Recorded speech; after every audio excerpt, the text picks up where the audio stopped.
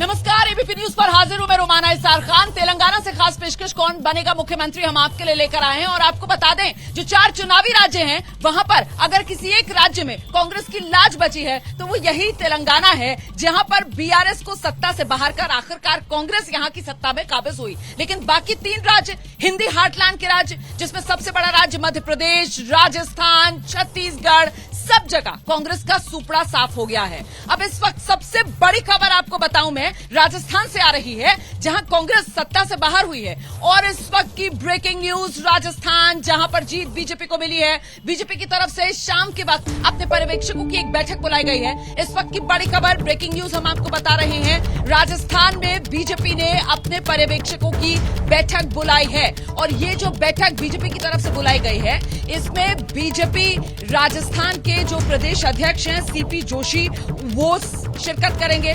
इसके अलावा अर्जुन राम मेघवाल से लेकर बाबा बालकनाथ से लेकर राज्यवर्धन सिंह राठौड़ से लेकर दिया कुमारी, ये वो महत्वपूर्ण नाम है जो नेता आज दिल्ली आएंगे। तो देर शाम तक बीजेपी राजस्थान के लिए पर्यवेक्षक तय करने वाली है और ऐसे में वो नेता जो दिल्ली आएंगे, इसमें राजस्थान के प्रदेश अध्यक्ष बीजेपी के सीपी जोशी से लेकर बाबा बालकनाथ से लेकर राज्यवर्धन सिंह राठौड़ से लेकर दिया कुमारी तक, ये तमाम बड़े नेता जो हैं इनके दिल्ली आने का सिलसिला आप देखेंगे। ये इस वक्त की बड़ी खबर है जो एबीपी न्यूज पर हम आपको दे रहे हैं। और बड़ा सवाल ये कि राजस्थान में कौन बनेगा मुख्यमंत्री, बीजेपी में इसी को लेकर मंथन और पर्यवेक्षक नियुक्त होने के बाद इसी को लेकर किसी नाम पर माना जा रहा है कि पर्यवेक्षक जो नियुक्त होगा वो विधायकों के साथ चर्चा करेगा और फिर किसी एक नाम पर मोहर लगेगी। ये इस वक्त की बड़ी खबर एबीपी न्यूज पर, इस वक्त की ब्रेकिंग न्यूज। राजस्थान बीजेपी पर्यवेक्षक का नाम तय करने के लिए बड़ी बैठक करने जा रही है, जिसमें राजस्थान के ये बड़े नेता शिरकत करेंगे।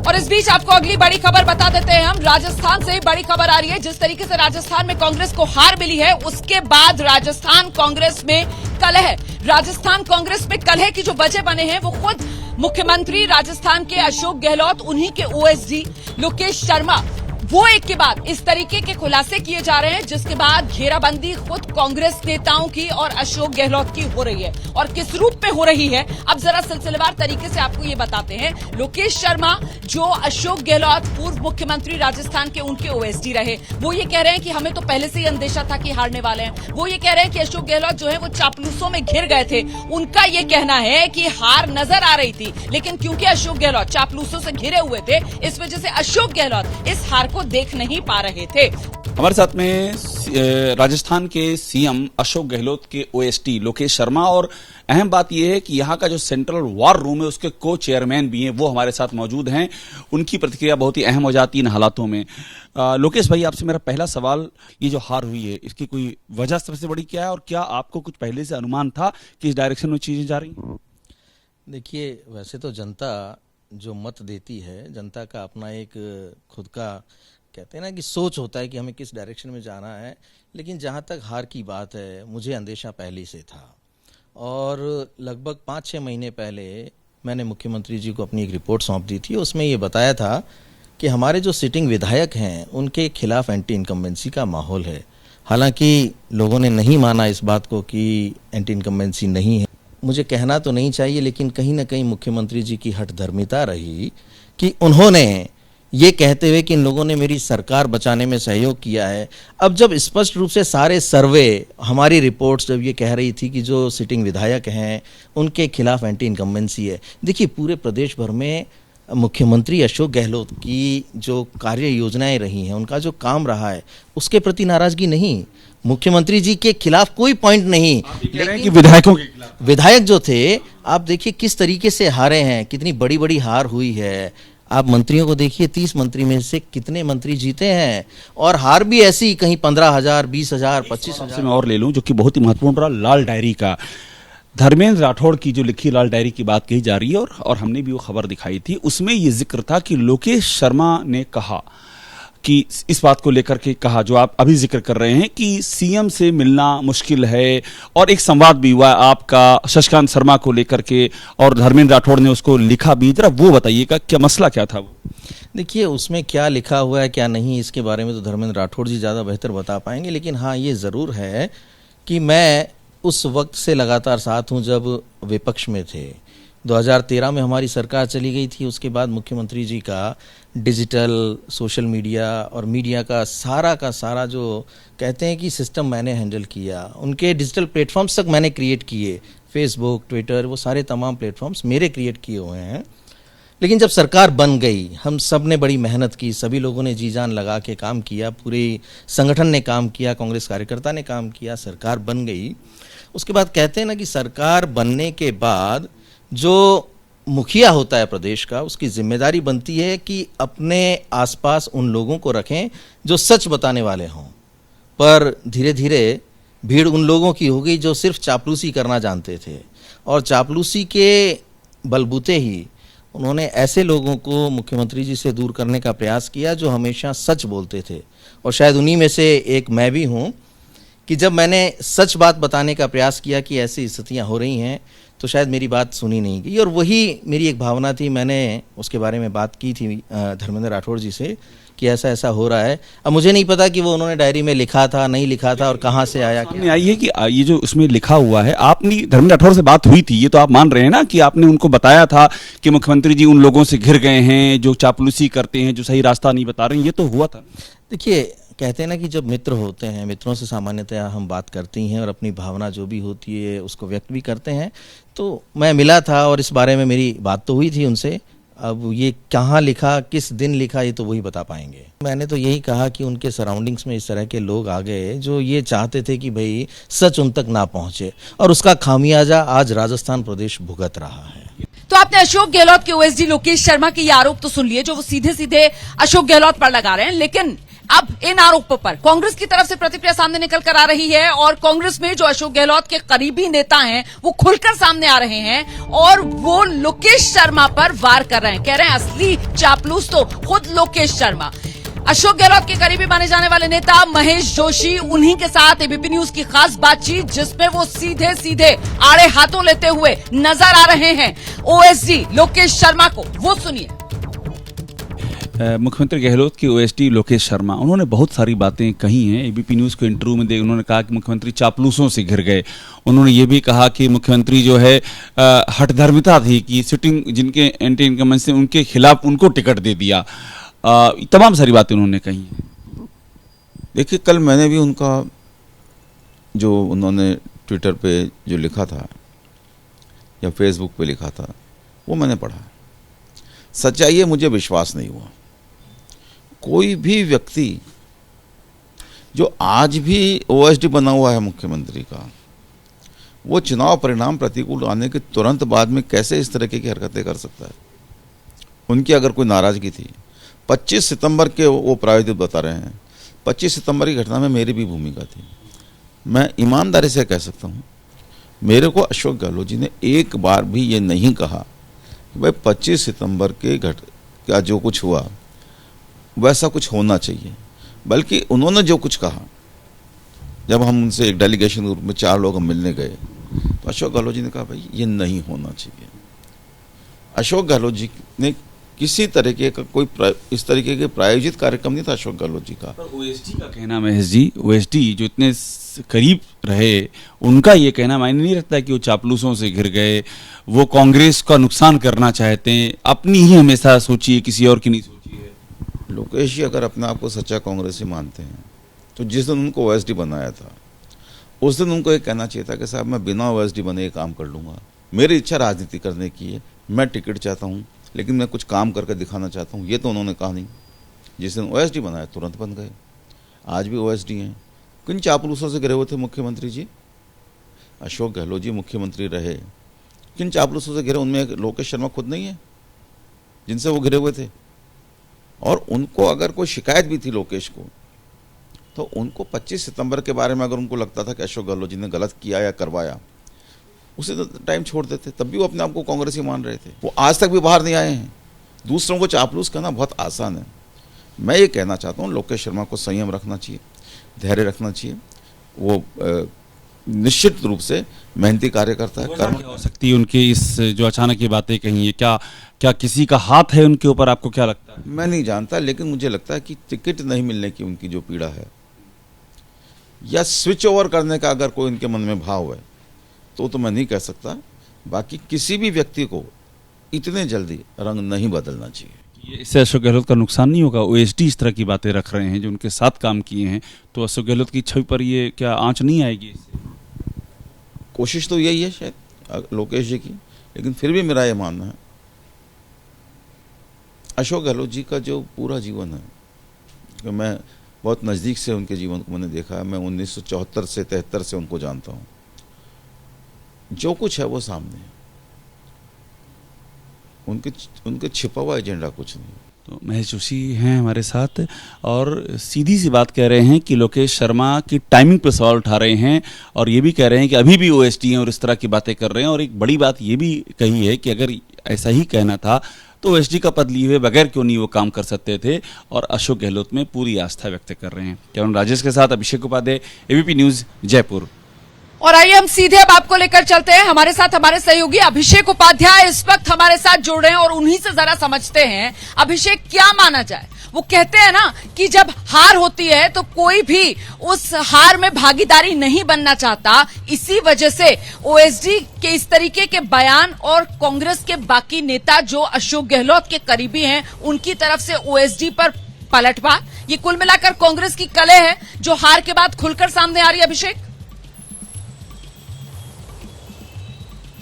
बिल्कुल रोमाना, देखिए जो ओएसडी हैं अशोक गहलोत के और अभी भी ओएसडी हैं, ये सबसे अहम बात ये है रोमाना, लोकेश शर्मा एबीपी न्यूज को उन्होंने पहला इंटरव्यू दिया सबसे पहले, ये कल दोपहर 4 बजे की बात है, दोपहर बाद, और उन्होंने ये तमाम सारे आरोप लगाए, सनसनीखेज आरोप लगाए, और अब महेश जोशी ने उन पर वार किया है। आप यूं समझ लीजिए रोमाना कि बहुत सारी फॉल्ट लाइन थी कांग्रेस के भीतर जिसको कि एक कारपेट से ढक करके रखा गया था और उसको गहलोत की गारंटी और तमाम सारे सुनहरी कालीन बिछा दी गई थी।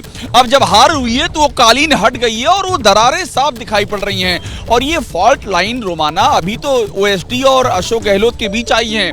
अभी सचिन पायलट वाली फॉल्ट लाइन, वो भी आप सोचिए, वो पहले से भी दिख रही थी, बीच में ढक दी गई थी, अभी वो और दिखने वाली है और हो सकता है कुछ और भी फॉल्ट लाइन दिखें। तो ये वो दरारें हैं जो कांग्रेस के भीतर थी, अभी भी एग्जिस्ट करती हैं और आगे ये क्या शेप लेंगी, निगाहें इसी पे टिकी हुई हैं। रोमाना,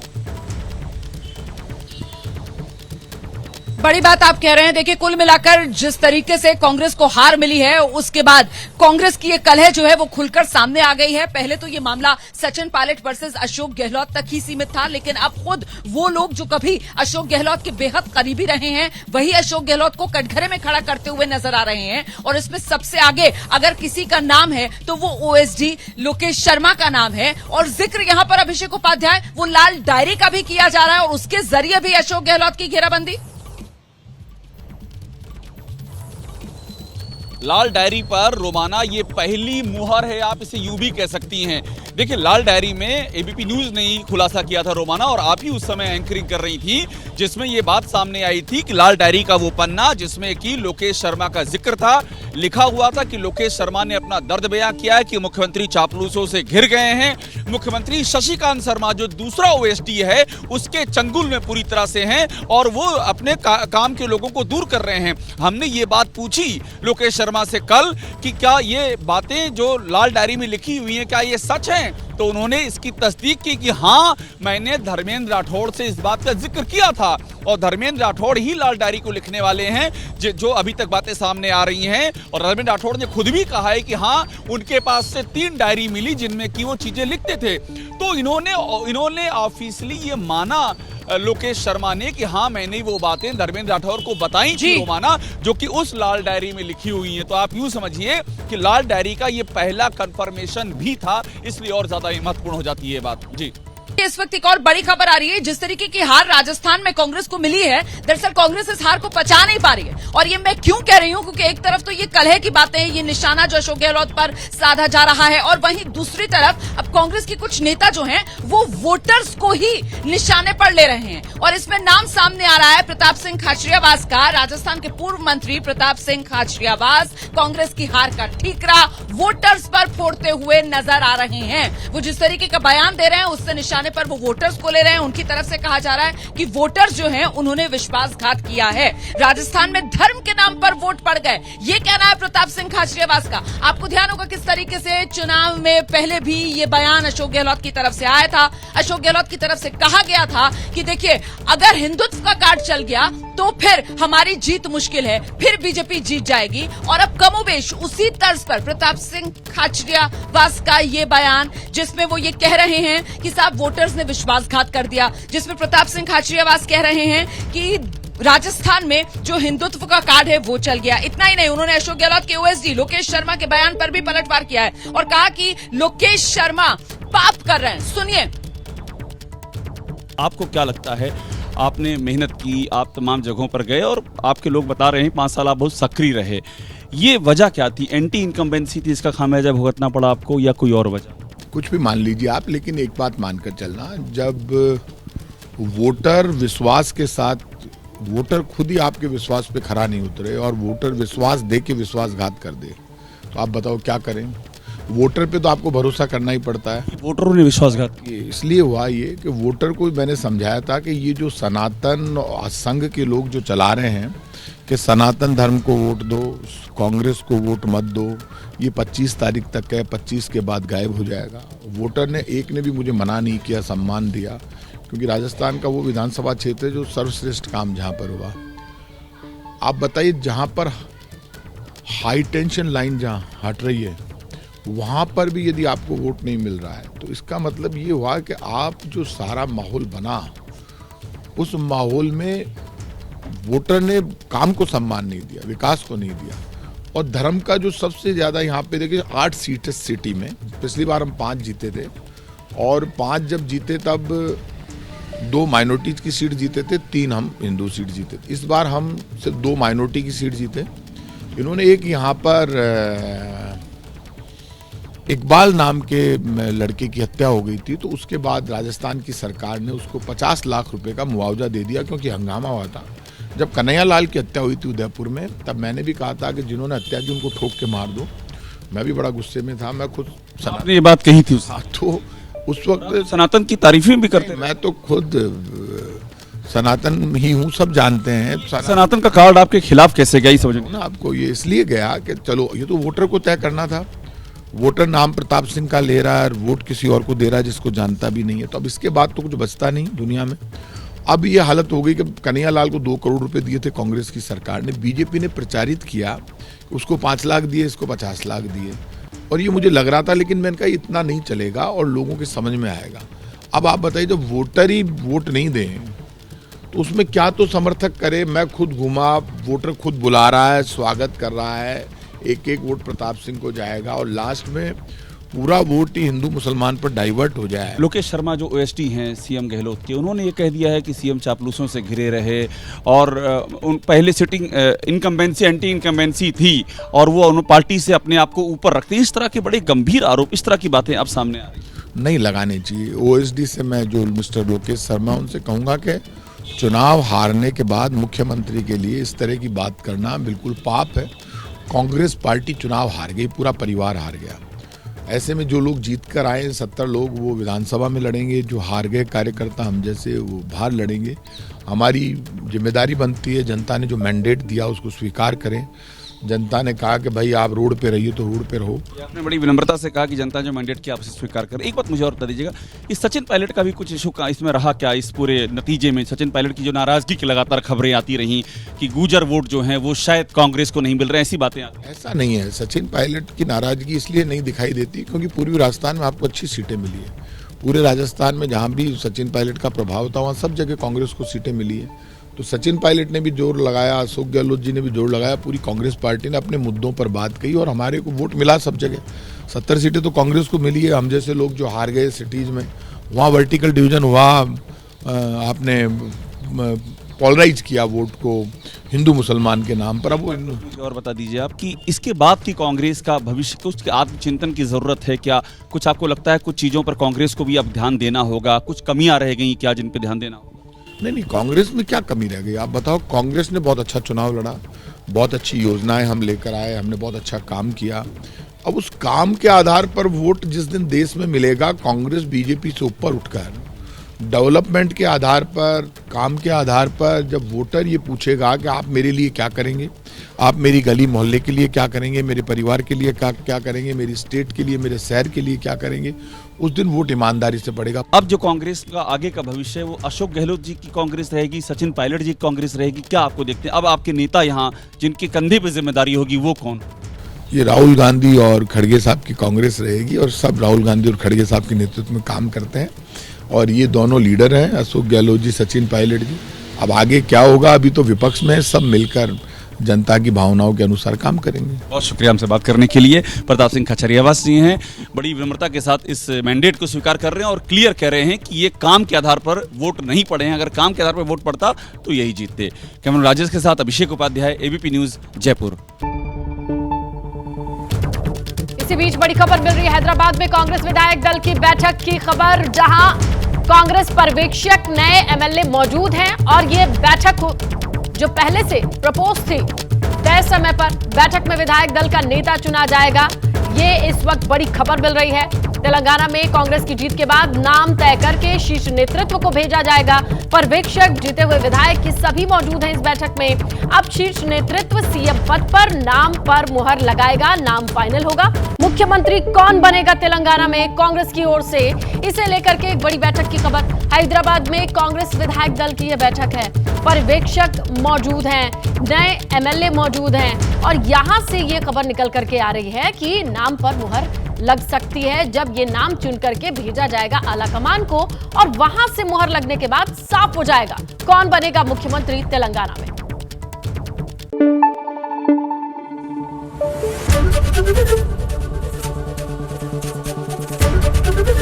एबीपी न्यूज आपको रखे आगे।